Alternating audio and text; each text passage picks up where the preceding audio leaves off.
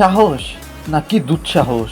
যখন পুরো স্টেডিয়ামের চাপ আপনার কাঁধে, যখন কোটি বাঙালির স্বপ্ন আপনার পায়ে, তখন কেউ পানেনকা শট মারার কথা ভাবতে পারে?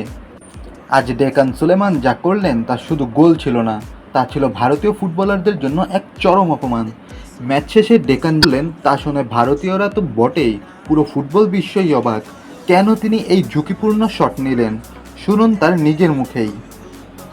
ডেকান সুলেমান কথা দিয়েছিলেন, আর সেই কথা তিনি রেখেছেন। দেশে আসার আগেই তিনি বলে এসেছিলেন ইন্ডিয়াকে কাঁদিয়েই ঘরে ফিরবেন। আর সেই কান্নার শেষ দৃশ্যটি ছিল ডেকানের সেই জাদুকরি পা থেকে আসা গোল। ডেকান বলেন, ফাইনাল কিক নেওয়ার আগে আমি স্রেফ ভাবছিলাম গোল করার সবচেয়ে অপমানজনক উপায় কি হতে পারে। উত্তরটা ছিল পানেনকা। কতটা আত্মবিশ্বাস থাকলে ভারতের মতো চিরপ্রতিদ্বন্দ্বীর বিপক্ষে এমন কথা বলা যায়। ডেকান এখানেই থামেননি, তিনি আরও যোগ করেছেন, ইন্ডিয়ানদের হারানোটা আরও বেশি মজার। কারণ হচ্ছে তারা হলো সোর লুজার, সারা জীবন যারা হার মেনে নিতে পারে না।